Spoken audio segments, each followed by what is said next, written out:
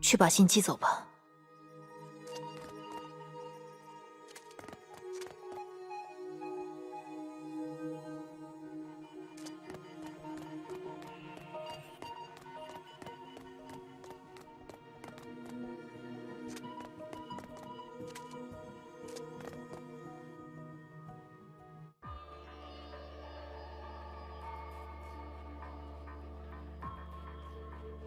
回房间吧。 明天早上赶第1班轮渡，继续追踪莫里亚蒂。只要他还没有察觉到我，那边的女士，105号房的住客，请留步。如果我没认错人，你该不会是天命的福华小姐吧？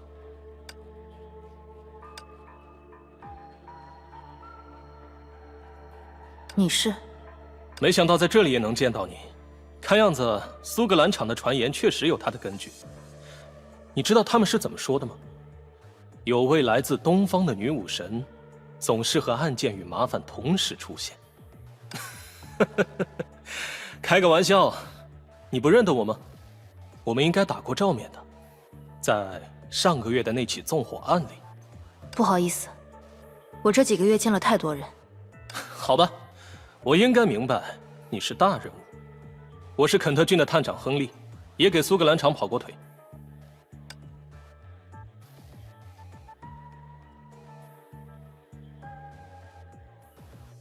我来追捕一个名叫威利·保罗的恶棍，你一定也听说过这个名字。威利·保罗，与之前我给出的假消息不同，他的确往这个方向逃窜了。可是，连肯特郡的警察都追到了这里。 难道莫里亚蒂？不管怎么说，看起来你没有忘记他。我得到目击证词，他在不久前刚刚逃进这所旅馆。你有见到过他吗？抱歉，我对此一无所知。我也才刚到这里没多久。唉，真遗憾。我原以为自己撞了大运，遇上了你这位连警察总监都要退让3分的大侦探，能给调查工作省下不少功夫呢。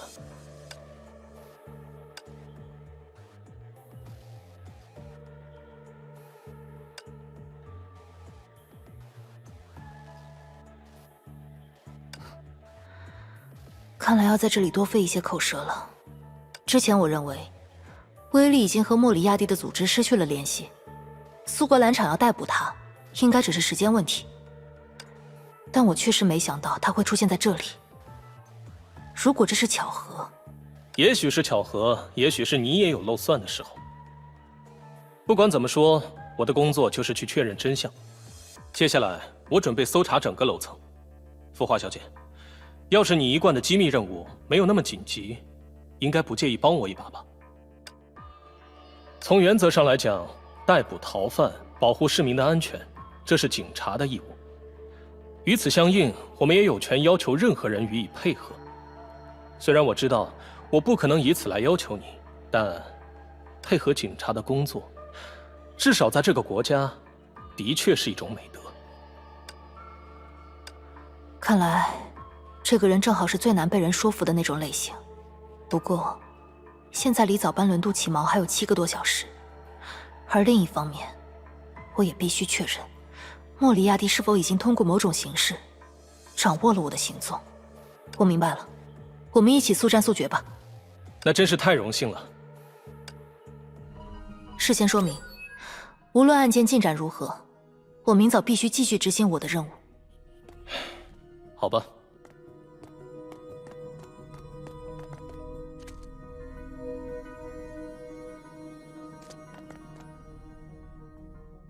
就从这里分头搜查吧，我从左边开始，你从右边开始。好，我能跟房客透露多少？问问他们今天下午有没有看到一个金色头发的家伙，这应该就够了。外面是那种鬼天气，本来就没几个人来。当然，要是直接看到了威力，就给他一拳，当场逮捕。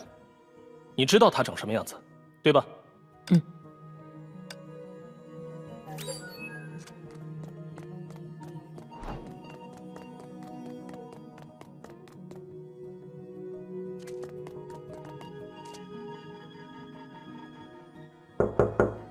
什么人？干什么？打扰了，请问您有没有见过一个金色头发的年轻男人？你是谁？我为什么要回答你的问题？我是一名和警方有关的人士。这样说，您能理解吗？警察？不会吧，你没在开玩笑？真见鬼！我以为这里足够偏僻，安静，不会被人打扰了，才大老远跑来住。您只要回答我的问题就好，不会占用很多时间。当然，我可不想惹麻烦。我今天一整天都待在房间里，没有看见任何符合你描述的人。那么，如果您接下来注意到类似的可疑人物，还请向旅馆前台报告。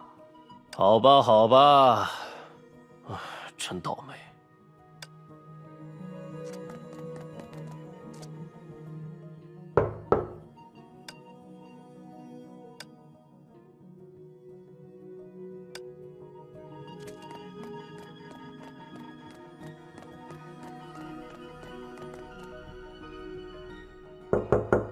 谁呀？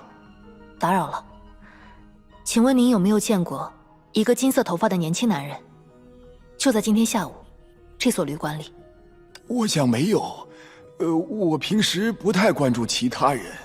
你是这里的管理员吗？出什么事了？只是一些例行询问，请不要惊慌。如果您接下来注意到类似的可疑人物，还请向旅馆前台报告。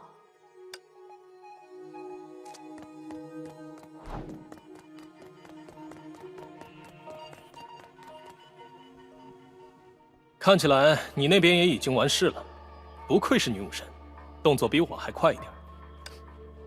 不过结果可能要让你失望了，没有任何收获。我也一样，但这里还有最后一间房间。这是，不好意思，这是我自己的房间。确实，我刚才看见了，但从程序上来说，我需要完成对这里所有房间的搜查。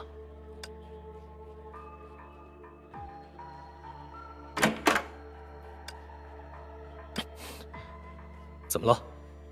我离开的时候，应该没有锁门。你确定？嗯。从里面被反锁了。看来，我们的朋友选了个最糟糕的藏身之地。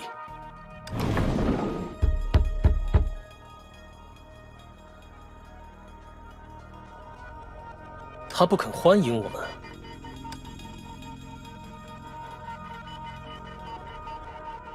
我不想惊动太多人，交给我吧。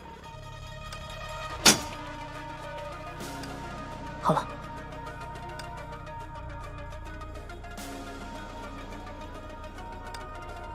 我们上。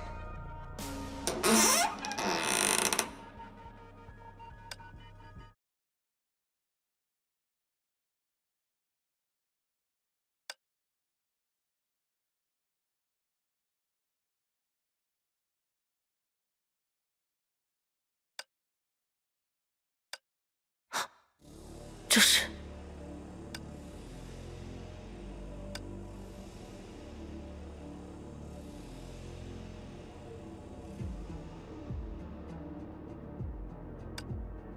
这，你能替我解释解释眼下的状况吗，浮华小姐？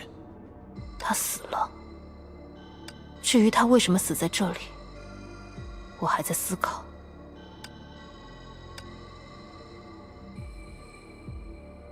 毫无疑问，是威利·保罗本人，而且确实死了。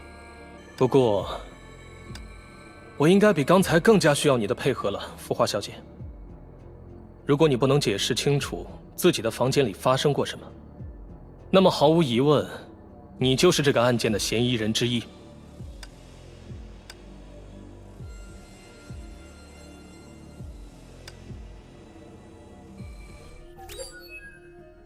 来整理一下情况吧。在我抵达之前，你为了寄信而离开105号房，大概有5分钟左右。5分钟后，你返回旅馆遇到了我，我们2个一起搜查了其他10个房间，没有发现威力的行踪。最后，只剩下你的房间。你发现房门被反锁，我们一起破门而入，然后找到了威力的尸体。确实如此。所以在几分钟的时间里，一个死人就像蘑菇一样从你的房间里长了出来。我也觉得不可思议。需要我提供什么建议吗？我会把相关事实上报苏格兰场，至少在此过程中，我不建议你离开这间房间。我应该说过，我身上也有非常重要的调查任务。如果明天不能赶到目标的下一个藏身之处，整个链条就会断掉。我的处境也同样尴尬，要是让我放这一条人命不管，我们警方维系的正义就会断掉。原来如此，那么，就让我们在早班轮渡起锚前，先抓住你的正义，如何？天亮之前，我会将这件事查清楚，并证明自己的清白。到时候，你自然可以让我先行离开。好吧，我可没有门锁结实，没办法跟你来硬的，就按你愿意的方式来办吧。非常感谢你的理解，探长。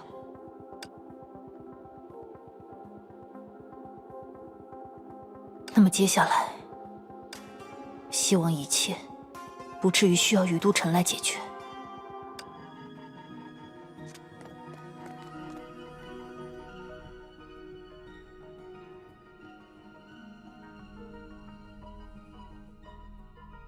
根据这些线索，能还原出他的行动轨迹，和我之前的预计差不多。逃出伦敦后一路向东，不过，在逃亡当中，威利似乎一直接受着某种指引。莫里亚蒂，他为什么会对这样的妻子？而且，这个人为什么刻意把这些证据放在我的房间里？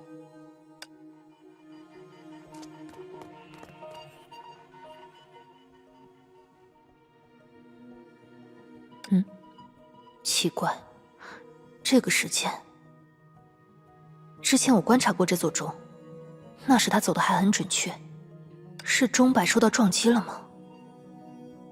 果真如此，或许可以用来还原案发时间。不，无论如何，案发似乎也只能在我离开的那一小段时间内，而且从尸体的位置来看，案发时刻的冲突并不容易影响到座钟这边。那么，钟又为什么会变慢？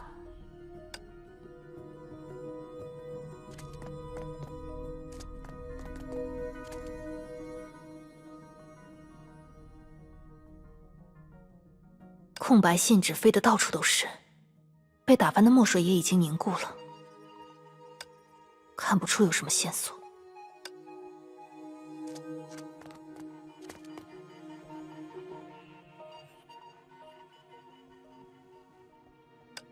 全身都有遭受殴打的痕迹，似乎经受过某种折磨。难道他曾被人监禁在什么地方进行拷问？可是，要造成这样的伤势，想必需要花上不少力气。如果他刚刚遇害，凶手要怎么在这么短的时间里造成这么严重的伤势？如果他早就已经遇害，凶手要怎么把尸体移动到我的房间里？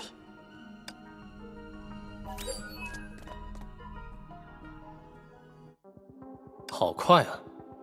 有什么发现吗，浮华小姐？我还需要一点时间来整理线索。我希望你尽快，我的同事们可能已经在路上了。了解。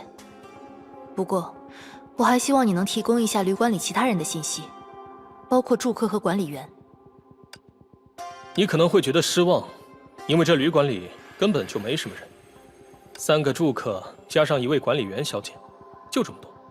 105号房的你，106号房的先生，111号房的老头，没人看到过威力。他大概是走后门进来的，或者翻窗。总之，那个坐在前台的管理员一问三不知。他说自己第一天来代班，理由是这里的老板，也就是他的叔叔，在骑马的时候没看好自己的屁股。106号房的先生是个画家，至少他自己这么认为。他为了找个能安安静静创作的地方，在朋友推荐下挑了这所偏僻的旅馆。他的履历里没什么不正常的地方。据他说，大概几个小时前，他确实听见过隔壁房间传出过一些闷响。你大可以为这段证词去同他对质，但我感觉他不像是在胡说。几个小时前，那时只有我自己在房间里，这不可能是实话。除非，不，倒也不必现在就为此而对他测谎。还是先让我试着用最近学会的他的方法来解决问题吧。至于111号房的那个老头，就有点莫名其妙了。听说他指明要住离楼梯口最近的房间，他来这里赴一场年轻时错过的约会，听上去就像是老糊涂才有的言行。这老头说他一直在关注楼道里的动静，但也没法确定威利·保罗到底是什么时候来的。他眼睛并不好使，更多是靠耳朵去听。最后一位就是你了，浮华小姐。管理员说他完全不记得你办理过入住，但又说你确实住在这里，这相当奇怪，不是吗？没办法，他看起来的确不够靠谱。再加上111号房的老先生记得你那双靴子发出的脚步声，106号房的年轻人作证，你的房间里有异动。说实话，这足以让我发挥一些想象力了。我明白你在指什么，但你大可放心，如果按我的行事作风，现在你已经不记得自己和我见过面了。没什么，无论如何，在你的同僚到达之前，我就会还原出事情的真相。就像这几个月来，搭档和我每一次做到的那样。好好想一想，现在最主要的几个疑点是：客房一共有11间，除了105号房以外，106号房和111号房也有人，他们分别能提供关于楼梯口和现场隔壁的证词。这样的位置关系实在很凑巧，但要说它有什么含义，等一下。我记得我敲开那2个人的房门调查的时候，顺序是：好好想一想，现在最主要的几个疑点是：在我离开的5分钟内，房间里突然就出现了威利的尸体，而且他身上留着需要很长时间才能造成的伤势。常理来说，要在那么短的时间里杀害一个人，再把遗体运进来，即使是女武神也很难做到，除非整件事情并没有在那么短的时间里发生。比如说，威利的尸体早就存在于现场。但是，这又要如何瞒过我呢？好好想一想，现在最主要的几个疑点是：破门而入之前，房门上了锁，用钥匙也打不开，这说明门是从里面反锁的，但房间里根本没有活人。那么，门到底是如何被锁上的呢？而且，为什么做出这一切的人要锁门呢？这对他难道有什么好处吗？好好想一想，现在最主要的几个疑点是：如果真是这样，在刚才没有作弊，反而是我的失算了。这是105号房。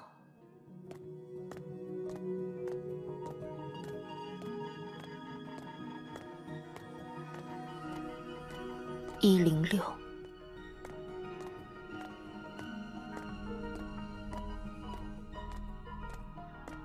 107。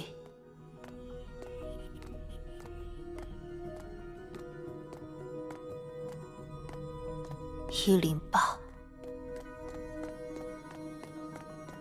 喂，浮华小姐，你这是怎么了？然后从这里，1、2、3、4。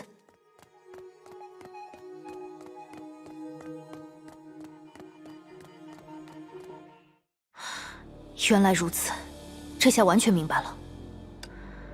这样的计策，说简单也简单，但却非常有效。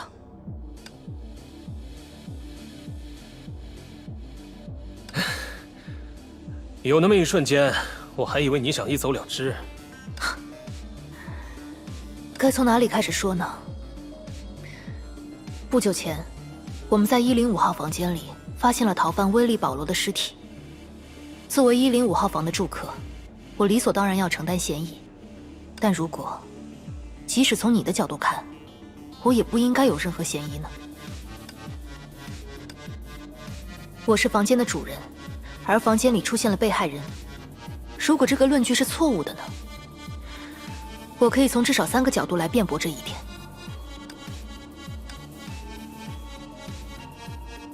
我在现场的桌子上找到了威利留下的传票、字条、现金等乱七八糟的东西。既然威利人在那儿，会留下些东西也不奇怪。我不这么认为，因为在我离开房间以前，桌子还是空的。如果威利趁我不在潜入我的房间，他没有理由在那里留下这么多自己的东西，除非他不认为那是别人的房间。我留意过自己房间内的钟，之前它准确无误，可是发现尸体的那个房间里，钟上的时间却有问题。排除意外碰撞的因素，显而易见，那座钟本来就走时不准，也就是说，它们不是同一座钟。直到我离开房间之前，我都还在桌前写信，用的就是桌上的墨水。我甚至能找到一位报童替我作证，但是现在，那间房间里的墨水被人打翻了，流出来的墨水也已经凝固。有谁能在仅仅几分钟的时间里让一整瓶墨水凝固？这显然不可能。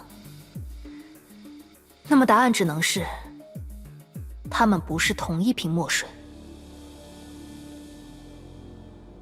综合以上几点，答案就很明显了。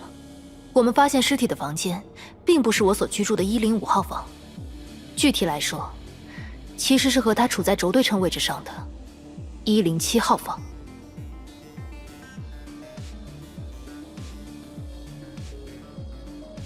这并不难。旅馆的走廊本来是一个圆形，只要将纸质的门牌按相反的顺序重新插入，让它们的顺序从逆时针改成顺时针，就足以误导不够熟悉这里的我。于是，本来在左手边第5间的105号房，就变成了107号房；本来的107号房变成了105号房。只是调换门牌就能让你走错房间吗？万一你凭感觉走对了方向呢？而且你不是也检查了107号房吗？照你的说法，那不是你自己住过的房间吗？的确，这听上去是有些匪夷所思。但好巧不巧，我因为有其他任务在身，不愿在自己的房间里留下有人生活过的痕迹。也就是说，这是针对习惯于秘密行动的我量身定制的一种骗术。而且，凶手还做了另一件事。他先用言语诱导我来到楼道口，再让我从11开始往回数，倒着数数字，让我失去了对这是第几个房间的敏感度。105和107号房本来就都在靠深处的位置，加上夜色已深，人留意不到细节上的区别，发生误判的概率就相当高了。最后，凶手在亲自站到假的105号房门口，以警察的身份告诉我，这就是105号房。这样，就完成了误导的最后一步。你很遗憾，探长，你就是趁我去寄信的那段时间里，偷偷调换门牌的人。通过这种方式，你把我骗到了真正停放尸体的107号房。至于其他住客，106号房位于轴对称中心，即使调换门牌也不会产生改变。111和101本来就很接近，而那位眼神不好的老人也只关心自己的房间是不是靠着楼梯口。一旦事后追查起来，无论是那个不靠谱的管理员，还是不受法律追责的我，都远比你自己更加可疑。通过把水搅浑，你就可以避免社会的制裁。不对，浮华小姐，你不能凭空这样怀疑我。并不是凭空，我有办法证明这一切。整件事情里，最让我疑惑的一点在于，为什么你要给甲房间的房门上锁？但联系到你当时的举动，我就明白了，如果不上锁，事后封锁现场的时候，我就会发现钥匙对不上房门，进而察觉到房间被交换了。所以你需要锁门，给当时的自己一个破门而入的理由。你真正的目的是破坏门锁，避免我发现的是107号房。换言之，现在的107号房就是我本来的房间，也就是我们面前的这一间。那么，如果我手里的这把钥匙恰巧能将这扇门锁上，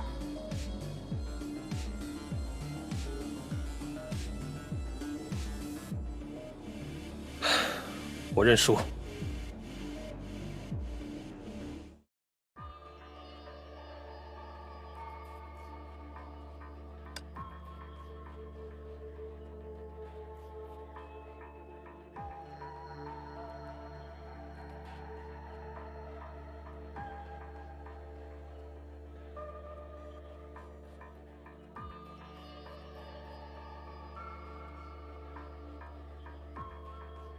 他以己夺人，以为我为了完成自己的任务，不可能在乎威力这种人的死活，会直接选择把这件事压下去。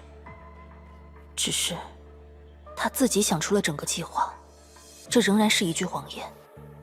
通过作弊，我确认了这一点。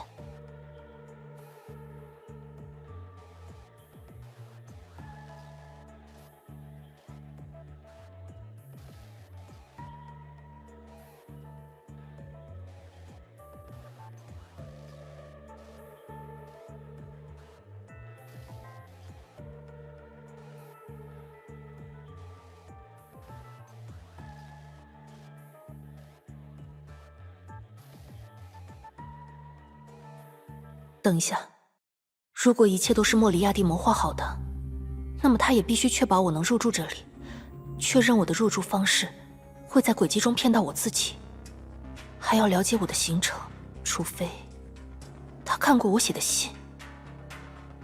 这不可能，我刚刚才把它寄出，转身回来就遇到了那位探长。那么，我只能认为莫里亚蒂一直就在跟踪着我。那个报童，他知道我在这里，在门口等着我把信写好。只有他有时间和条件想出这个诡计，并作为救命稻草扔给那个失手杀了人的探长。等等，也就是说，那才是莫里亚蒂本人，一个孩子。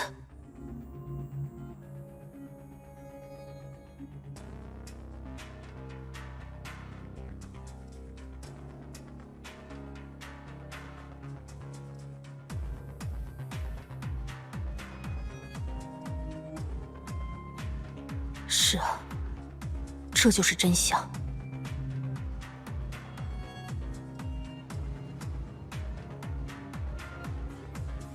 等等，我还记得之前见到他的时候，他手里拿着的明信片。如果那是他准备前往的下一个地址，如果那就是他的挑衅，莱辛巴赫瀑布。